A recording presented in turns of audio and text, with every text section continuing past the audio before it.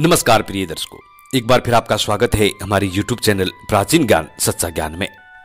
प्रिय दर्शकों, आज फिर नया वीडियो नई जानकारी लेके हम हाजिर हुए हैं। प्रिय दर्शकों, आज की जानकारी बहुत ही खास और बहुत ही महत्वपूर्ण होने वाली है। जो लोग हमसे नए जुड़े हैं वो हमारे चैनल को सब्सक्राइब करें, बेल आइकन ऑन करें, अच्छे अच्छे कमेंट करें। प्रिय दर्शकों, जो लोग आपको नीचा समझते हैं, आपको नीची जाति का समझते हैं, या आप जिस जाति को नीचा समझते हैं, जिन लोगों को आप नीचा समझते हैं, इस वीडियो को देखने के बाद आपको यह समझ में आएगा।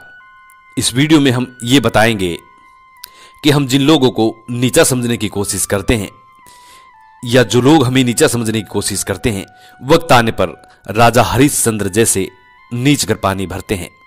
प्रिय दर्शकों, राजा हरिश्चंद्र के पास किसी समय किसी चीज की कोई कमी नहीं थी। राजपाट, धन, यश, वैभव, नौकर चाकर सब कुछ था। लेकिन राजा हरिश्चंद्र की जब समय बदली, वक्त बदला, तो राजा हरिश्चंद्र को भी नीच कर पानी भरना पड़ा। प्रिय दर्शकों, इसी तरीके से स्वयं भगवान को भी नीच कर भिक्षा मांगनी पड़ी। स्वयं भगवान ने भी, स्वयं ईश्वर ने भी नीच कर भिक्षा मांग के अपना पेट भरा, अपनी भूख शांत की। प्रिय दर्शकों, यह कहानी हमें यही दर्शाएगी कि जो लोग हमें नीचा समझने की कोशिश करते हैं, या हम जिन लोगों को नीचा समझने की कोशिश करते हैं और नीचा समझकर हम उन्हें धुतकार देते हैं, मूर्खता है। ये इंसानियत का सबसे बड़ा अपमान होता है। प्रिय दर्शकों, यदि हमारे द्वार पे नीचा ऊंचा जो भी कोई बंदा हमारे द्वार पे आता है, तो उसको मान सम्मान देना हमारा कर्तव्य होता है। आज की जो कहानी है, एक मोची की कहानी है। प्रिय दर्शकों, यह कहानी बड़ी प्रेरणादायक है। जो बंदा इस कहानी को सुनता है और इस कहानी पर अमल करता है, उसके जीवन में, वो अपने जीवन में कभी किसी संकट में नहीं फंस सकता। वो अपने जीवन में हमेशा तरक्की ही कर पाएगा। कभी भी वो अपनी तरक्की से पीछे नहीं हट सकता। ये कहानी आपको आपके जीवन में अच्छी अच्छी प्रेरणाएं देगी। यदि आप ऊंची जाति का हो या फिर आप नीची जाति का, ये कहानी दोनों को ही अच्छी प्रेरणाएं देती हैं। प्रिय दर्शकों, इससे पहले जो लोग हमसे नए जुड़े हैं वो हमारे चैनल को सब्सक्राइब करें, बेल आइकन ऑन करना ना भूलें, अच्छे अच्छे कमेंट किया करें। कमेंट में जय श्री राम, जय श्री श्याम, जय सनातन धर्म जरूर लिखें। प्रिय दर्शकों, हम सभी सनातनी हैं, चाहे वो नीची जाति का हो या ऊंची जाति का। यदि हम हिंदू हैं तो हम सभी सनातनी धर्म से बिलोंग करते हैं।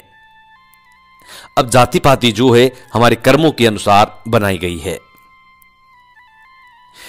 एग्जाम्पल के तौर पे, जो बंदा गाड़ी चलाता है, आज के युग में जो बंदा गाड़ी चलाता है तो उसको ड्राइवर का नाम दिया जाता है। उसके मित्रगण, उसके मिलने वाले, उसके रिश्तेदार उसके नाम से कम बुलाएंगे और उसे ड्राइवर के नाम से ज्यादा बुलाएंगे।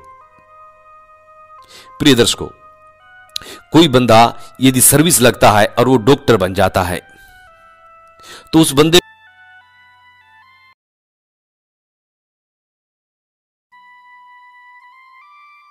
उसके नाम से कम पहचान मिलेगी और उसके डॉक्टर के नाम से ज्यादा पहचान मिलेगी। इसी तरीके से जितनी भी जाति बनाई गई है, ये हमारे कर्मों के आधार से बनाई गई है। प्रिय दर्शकों, शुरू करते हैं आज की प्यारी सी कहानी। एक नगर में एक मोची रहा करता था। वो नगर, प्रिय दर्शकों, सारे गांव वाले उस मोची से घृणा करते थे, क्योंकि वो मोची था, नीची जाति से बिलोंग करता था। सभी गांव वाले उस मोची से बड़ी घृणा करते थे। समय की बात है, कुछ समय बाद में सभी गांव वालों ने एक निर्णय लिया तो सभी गांव वाले इकट्ठे हुए। जब इकट्ठे हुए तो इस निर्णय पर पहुंचे कि इस मोची को गांव से निकाला जाए तो किस तरीके से निकाला जाए। प्रिय दर्शकों, जिस जगह पर मोची रहा करता था, तो सभी गांव वालों ने ये विचार बनाया कि इस मोची की जगह पर मंदिर बना दिया जाए। यदि जहां मोची रहता है उस स्थान पर यदि मंदिर का निर्माण कर दिया जाए तो मोची यहां से निकल सकता है। सभी गांव वाले मिलकर, सभी ऊंची जाति के लोग मिलकर इस निर्णय पर फैसला करते हैं। प्रिय दर्शकों, सभी गांव वाले मोची को बुला करके कहते हैं कि मोची भाई, आपको इस गांव से जाना पड़ेगा और आपके निवास स्थान पर हमने ये निर्णय लिया है कि हम यहां मंदिर का निर्माण करेंगे। प्रिय दर्शकों, मोची बड़ा गिड़गिड़ाया। मोची ने बड़ी विनती की, दंडवत प्रणाम किया, लेकिन फिर भी उन लोगों ने मोची की एक नहीं सुनी। मोची रोता रहा, बिलखता रहा, लेकिन उन लोगों ने मोची की एक भी नहीं सुनी। वो अपने फैसले पे अड़िग थे कि तुम्हारे निवास स्थान पर मंदिर ही बनेगा और तुम्हें यहां से जाना पड़ेगा।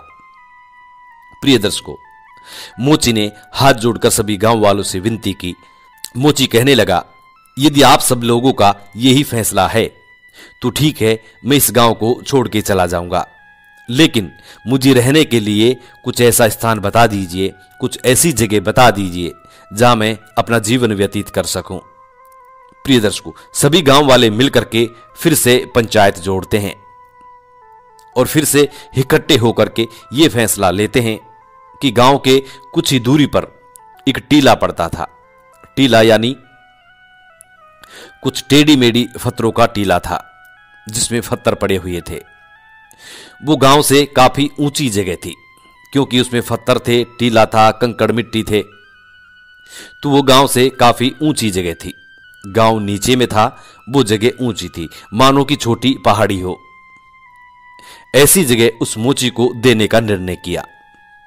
सभी गांव वाले इकट्ठे होकर के मोची से कहते हैं कि मोची भाई, तुम्हें उस टीले पे रहना है, वहां जाकर के आप बड़े आराम से रह सकते हो, वहां तुम्हें कोई भी परेशान नहीं करेगा।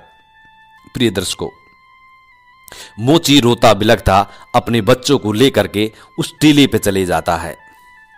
टीले पे जाकर के वहां की साफ सफाई करता है और अपना रहने का स्थान बनाता है। मोची बड़ी मेहनत से, बड़ी परिश्रम से अपना रहने का स्थान बना लेता है और मोची वहां रहने लगता है। लेकिन मोची के सामने सबसे बड़ी समस्या यह थी कि वहां पे उसको रोजगार करने के लिए वहां पे कोई नगर नहीं था, क्योंकि मोची का काम नगर के पास में ही चलता है। मोची का काम हमेशा जूती गांठने का काम होता है, यानी टूटी चप्पल, जूतियों को रिपेयर करना, यह मोची का काम होता है।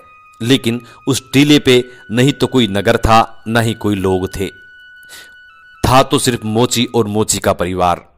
प्रिय दर्शकों, इसी समस्या को लेकर मोची बड़ा दुखी होने लगा। मोची सोचने लगा, यदि मैं गांव में जाता हूं काम करने के लिए, लोगों की जूतियां रिपेयर करने के लिए, तो लोग मुझे वहां रहने नहीं देंगे। प्रिय दर्शकों, मोची इसी समस्या को लेकर के बड़ा चिंतित था और रात दिन ऊपर वाले से ये दुआ करता, ये कहता, हे परवरदिगार, ए मेरे मालिक, मैंने कौन सा गुनाह किया था, मैंने किस जन्म में कौन सा गुनाह किया था जो आपने मुझे इस नीची जाति में जन्म दिया है। प्रिय दर्शकों, मोची और मोची का परिवार सुबह शाम भगवान को प्रणाम करते और यही विनती करते कि हे परवरदिगार, हमने कौन सा गुनाह किया था जो हमको ऐसी जाति में जन्म दिया है। प्रिय दर्शकों, वो मालिक सबकी सुनता है, वो परवरदिगार सबका पालनहार है। एक न एक दिन वो सबकी पुकार को स्वीकार करता है। मोची के साथ भी कुछ ऐसा ही होने वाला है। प्रिय दर्शकों, यही सोचकर दोनों पति पत्नी बड़े चिंतित थे। प्रिय दर्शकों, मोची के पास कोई रोजगार नहीं था, मोची बेरोजगार हो चुका था, खाने के लाले पड़ गए थे, खाने को घर में एक अनाज का दाना नहीं था, मोची के बच्चे भूख से तिलमिलाते। प्रिय दर्शकों, मोची की पत्नी एक दिन बैठी बैठी विचार करती है कि क्यों न मैं इस पहाड़ी पर, इस टीले पर खेती का निर्माण करूं। तो मोची की पत्नी इसी विचार को लेकर के और उस टीले के ऊपर से पत्थर इकट्ठा करने लग जाती है। पत्थरों को इकट्ठा करती है और साफ जमीन निकालती है। मोची अपनी पत्नी से कहता है कि ये क्या कर रही हो। मोची की पत्नी मोची से कहती है कि देखो जी, हमारे पास रोजगार तो है नहीं, और हम यदि इस टीले पर खेती करें तो हमारा लालन पालन हो सकता है। प्रिय दर्शकों, मोची अपनी पत्नी की इस बात को सुनकर मोची भी अपनी पत्नी का सहयोग करने लगता है, और धीरे धीरे दोनों पति पत्नी और उनके बच्चे मिलकर उस टीले के पत्थर हटा देते हैं और उस टीले पर शुद्ध और अच्छी जमीन निकाल लेते हैं। प्रिय दर्शकों, ऊपर वाले की कृपा हुई, मालिक की मेहर हुई, अच्छी बारिश हो गई। बारिश होने के बाद दोनों पति पत्नी किसी साहूकार से गेहूं धान का बीज ला करके और उस जमीन में बो देते हैं। प्रिय दर्शकों, ईश्वर जब किसी पे मेहरबान होता है, मालिक जब किसी पे मेहरबान होता है तो छप्पर फाड़ के देता है। प्रिय दर्शकों, यही मोची के साथ हुआ। मालिक की अच्छी कृपा रही, अच्छी बरसात हुई और मोची के यहां पे काफी सारा धन धान्य उत्पन्न हो गया, और मोची के यहां पे काफी सारा अनाज उत्पन्न हो गया, धन धान्य उत्पन्न हो गया। प्रिय दर्शकों, मोची और मोची का परिवार बड़ा ही खुश था। मोची ने अपने खाने लायक अनाज रख लिया, और बचा हुआ अनाज मोची की पत्नी कहती है कि देखो जी, ये बचा हुआ जो अनाज है, ये जो बचा हुआ अनाज है उसे गांव के मंदिर में दान कर दीजिए, क्योंकि जिस गांव से हम निकल कर आए हैं, जिस स्थान को हम छोड़ करके आए हैं, उसी स्थान पे मंदिर बना है। यदि हम वहां से नहीं आते तो आज हमें ये अनाज की उत्पत्ति नहीं होती, इस अनाज की प्राप्ति नहीं होती। इसीलिए हमें ऊपर वाले का शुक्रिया अदा करने के लिए हमें इस बचे हुए अनाज को उसी मंदिर में दान कर देना चाहिए। प्रिय दर्शकों, मोची अपनी पत्नी की इस भावना को देखकर, ईश्वर के प्रति लगाव को देखकर, और मोची राजी हो जाता है, और मोची बची हुई अनाज को गाड़ी में भरकर और मंदिर में चला आता है। उसी मंदिर में आता है जिस मंदिर का निर्माण गांव वालों ने मोची को हटाकर किया था, मोची के निवास स्थान पर किया था।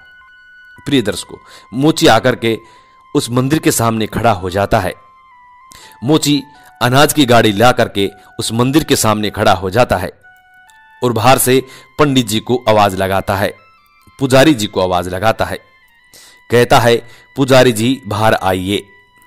प्रिय दर्शकों, मोची की आवाज को सुनकर कुछ गांव वाले भी इकट्ठे हो गए, और मंदिर के पुजारी पंडित जी भी बाहर आ गए। जब सभी लोग इकट्ठे हो गए, पुजारी जी बाहर आ गए, तो सभी गांव वाले और पंडित जी मिलकर कहने लगे कि मोची, तुम फिर से गांव में आ गए, क्या काम है, बोलिए, जल्दी बोलिए। प्रिय दर्शकों, मोची पंडित और सभी गांव वालों से हाथ जोड़ के विनती करता है और ये कहता है कि ये अनाज मैं इस मंदिर में दान करना चाहता हूं। प्रिय दर्शकों, मोची की इस बात को सुनकर सभी गांव वाले और पंडित हक्के बक्के रह जाते हैं। मोची फिर कहता है कि मुझे ऊपर वाले ने बहुत सारा अनाज दिया है, और मैं बचे हुए इस अनाज को मंदिर में दान करना चाहता हूं। प्रिय दर्शकों, सभी गांव वाले और पंडित मना कर देते हैं और कहते हैं कि तुम्हारे इस अनाज को लेकर के यहां से चुपचाप चले जाओ, वरना अच्छा नहीं होगा। तुम्हारी हिम्मत कैसे हुई जो तुम हम उच्च कोटि की जाति के मंदिर में अनाज दान करने के लिए आ गए। प्रिय दर्शकों, यही कहकर उस मोची को दुदघार दिया जाता है, यही कहकर उस मोची को दुदघार दिया जाता है, वहां से भगा दिया जाता है। मोची अपने अनाज को लेकर के वापिस अपने निवास स्थान पर आ जाता है। प्रिय दर्शकों, कहते हैं ऊपर वाले के घर देर नहीं अंधेर है। मालिक की कृपा हुई, कुछ समय निकलने के बाद भयंकर बारिश हो गई, और उसी नगर के पास में एक बड़ा तालाब था। बारिश की वजह से वो बांध फुल भर गया। काफी मात्रा में बारिश हुई और बारिश की वजह से वो बांध फुल भर गया। जब पानी का दबाव लगा तो बांध टूट गया। जब वो बांध टूट गया तो उस नगर में पूरे में पानी पानी हो गया। चारों तरफ पानी का कोहराम होने लगा, कोहराम छाने लगा। जिधर देखो उधर पानी ही पानी, पूरी नगर पानी से डूबने लगा। प्रिय दर्शकों, सभी गांव वाले निकल करके अपने घरों से बाहर आ गए और सभी लोग ये विचार करने लगे कि सारा नगर डूब चुका है और अब जाए तो कहां जाए। प्रिय दर्शकों, सभी लोग मिलकर के विचार करते हैं कि हमारे गांव से ऊंचा वो टीला है जहां पर मोची रहता है, क्यों न हम उसी टीले पर जाकर के अपने प्राण बचाएं। प्रिय दर्शकों, सभी गांव वाले अपने बीवी बच्चों को लेकर के उसी टीले पे चले जाते हैं जहां पे मोची रहता है। प्रिय दर्शकों, सभी गांव वालों को आता देख और मोची ने अपनी श्रद्धा अनुसार, अपनी शक्ति अनुसार सभी गांव वालों को आदर सम्मान दिया। सभी गांव वालों को वहां बैठने की और रहने की अच्छी व्यवस्था की सुविधा की। प्रिय दर्शकों, सभी गांव वाले उस टीले पे जाकर रुक गए। प्रिय दर्शकों, मोची की पत्नी शाम के वक्त मोची की पत्नी अपने अनाज में से, अपने दान में से कुछ चावल और दाल बनाती है और दाल चावल बना करके गांव वालों के समक्ष लाके कहती है कि मैंने दाल चावल बनाया है और आपके बच्चे बहुत भूखे हैं, इन बच्चों को दाल चावल खिला दीजिए। प्रिय दर्शकों, सभी गांव वाले मोची के ऊपर भड़क जाते हैं और कहते हैं कि तुम्हारी हिम्मत कैसे हुई हमारे बच्चों को, हमारे बीवी बच्चों को दाल चावल खिलाने की, तुम नीची जाति के हो। प्रिय दर्शकों, उस नगर का जो पंडित है वो पंडित कड़ा होकर के बोलता है कि जो भी इंसान, जो भी कोई बंदा इस मोची के दाल चावल खाएगा उसे मोची बना दिया जाएगा, उसे नीची जाति में ही कर दिया जाएगा। प्रिय दर्शकों, गांव वालों ने किसी ने भी उस दाल चावल को हाथ नहीं लगाया। 2 रोज निकल गए। 2 रोज बाद उन गांव वालों के बच्चों की हालत बहुत खराब होने लगी, भूख से तिलमिलाने लगे। कई बच्चों की मृत्यु हो चुकी थी। प्रिय दर्शकों, मोची की पत्नी फिर हाथ जोड़ करके कहती है कि भाई गांव वालों, हम माना कि हम नीची जाति के हैं, मगर हमारा अनाज नीची जाति का नहीं है। अनाज मालिक की देन होता है, ईश्वर की देन होता है, ईश्वर का ही स्वरूप होता है। ये हमारा जीवन प्रदान करता है, इसीलिए अनाज कोई नीची जाति का नहीं होता। आप अनाज ले लीजिए अपने हाथों से बना करके और भोजन ग्रहण कीजिए। लेकिन फिर भी गांव वाले नहीं मानते। गांव वालों का जो पंडित था, जो मुखिया था, वो नहीं मानता। वो बार बार इसी बात को कहता कि जो भी गांव वाले इस मोची से अनाज लेकर के और भोजन बना के ग्रहण करेगा, वो मोची ही बना दिया जाएगा, उसको गांव से बर्खास्त कर दिया जाएगा, यानी गांव से निकाल दिया जाएगा। प्रिय दर्शकों, कोई भी गांव वाला हाथ नहीं लगाता। उन गांव वालों में से एक बुजुर्ग महिला खड़ी होती है, उसके बच्चे की हालत बहुत खराब थी। वो खड़ी होती है और हाथ जोड़ करके कहती है, हे मोची भाई की पत्नी, मोची बहन, आप मुझे अपने दाल चावल दे दीजिए, क्योंकि मेरा बच्चे की हालत बहुत खराब है। यदि मेरा बच्चा जीवित रहेगा तो नीची जाति में भी अपना जीवन व्यतीत कर सकता है। हमें इस ऊंची जाति की जरूरत नहीं है। यदि हम जीवित रहेंगे, यदि हमारे प्राण ही नहीं रहेंगे, तो हम इस जाति का क्या करेंगे। प्रिय दर्शकों, यही कहकर वो बुजुर्ग औरत खड़ी हो जाती है और मोची से दाल चावल लेती है और भोजन बना करके अपने बच्चे को खिलाती है, खुद खाती है, अपने पति को खिलाती है। प्रिय दर्शकों,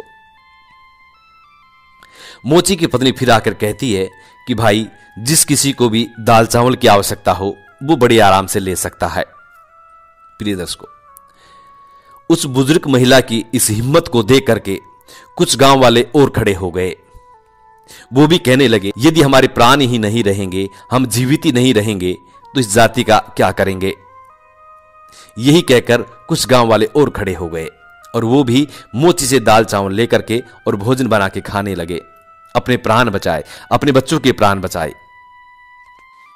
प्रिय दर्शकों, उन लोगों को देखकर बचे कुचे गांव वाले भी मोची से दाल चावल लेकर के बना करके खाने लगे और अपने बीवी बच्चों को खिलाने लगे।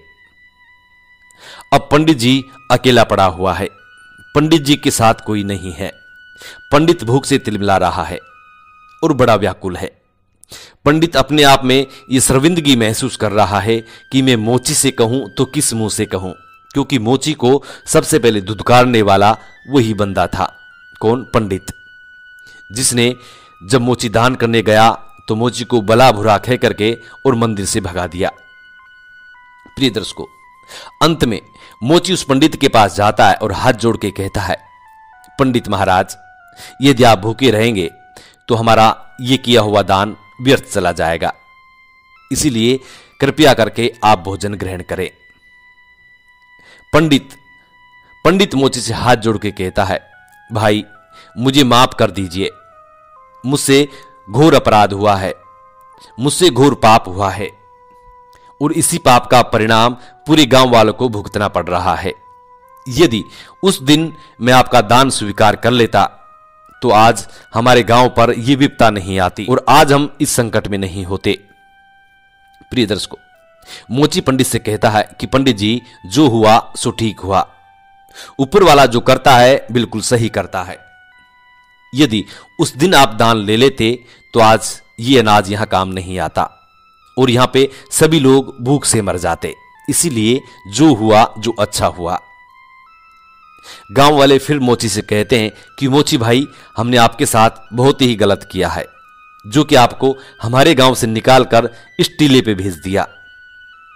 मोची फिर गांव वालों से कहता है कि भाई, जो हुआ सो अच्छा हुआ, यदि आप लोग मुझे अपने गांव से निकालकर इस टीले पे नहीं भेजते तो मैं इतना अनाज पैदा नहीं कर पाता और मुझे वही मोची का कार्य ही करना पड़ता और मोची के कार्य में इतना पैसा नहीं आता है कि जो मैं इतना अनाज इकट्ठा कर सकूं। इसीलिए आप लोगों ने मुझे गांव से निकालकर भी अच्छाई किया है। प्रिय दर्शकों, सभी लोग मोची के चरणों में पड़ जाते हैं और मोची से क्षमा याचना करते हैं, मोची से माफी मांगते हैं, कहते हैं, मोची भाई, तुम्हारे साथ ईश्वर है, हम सभी में ईश्वर होता है लेकिन तुम्हारे साथ साक्षात ईश्वर है, इसीलिए आप यदि हो सके तो हमें माफ कीजिए। प्रिय दर्शकों, ईश्वर की कृपा हुई और मोची ने ऊपर वाले से प्रार्थना की, कहने लगा, हे परवरदिगार, ऐ मेरे मालिक।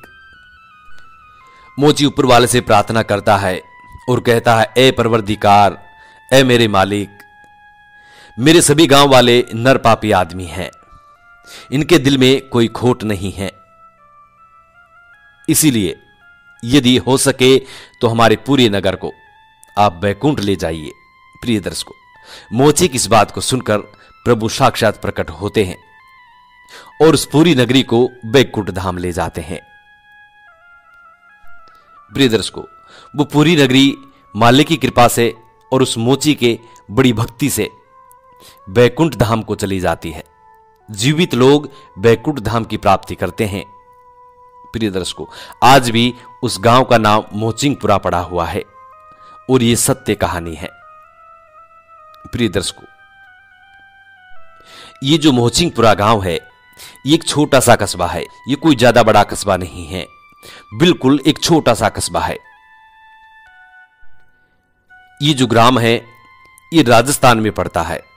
राजस्थान में दौसा डिस्ट्रिक्ट के पास मोरोली ग्राम पड़ता है और मोरोली ग्राम के पास और मोरोली के पास खवा पड़ता है, कालोली गांव पड़ता है और कालोली गांव के पास में ही मोचिंगपुरा पड़ता है, यानी मोची का गांव। प्रिय दर्शकों, यही वो मोचिंगपुरा गांव है जो मोची की वजह से पूरे नगर ने बैकुंठ धाम की प्राप्ति की। प्रिय दर्शकों, इसलिए जो लोग एक दूसरे को नीचा समझने की कोशिश करते हैं और नीचा समझकर उससे घृणा करते हैं, या हमें जो लोग नीचा समझते हैं और हमसे घृणा करते हैं, हमें उन लोगों से कोई शिकायत नहीं है, या हम जिन लोगों को नीचा समझते हैं तो ऐसा करना छोड़ दें, क्योंकि जब बनाने वाले ने कोई फर्क नहीं किया तो हमारी क्या औकात है कि हम फर्क करें। हां, माना कि काम के आधार पर लोगों का जाति का निर्माण होता है, लेकिन इतनी भी घृणा ना करो कि सामने वाला नीचा झुक जाए, इतनी भी घृणा ना करो कि सामने वाला आपको बड़ा घमंडी समझे। इतनी भी घृणा ना करो कि सामने वाला आपको अपनी जाति का अहंकारी समझे। प्रिय दर्शकों, इसीलिए कभी भी किसी से घृणा ना करो। ईश्वर की प्राप्ति चाहने के लिए, ईश्वर की प्राप्ति पाने के लिए सभी के दिल में राम बसते हैं, सभी के दिल में ईश्वर बसते हैं। इसीलिए सभी को प्रणाम करना चाहिए, सभी को एक समान समझना चाहिए। प्रिय दर्शकों, हम उम्मीद करते हैं कि आज की ये जानकारी आपको जरूर पसंद आएगी और इस जानकारी से आप प्रेरणा भी लेंगे। जी नमस्कार, धन्यवाद।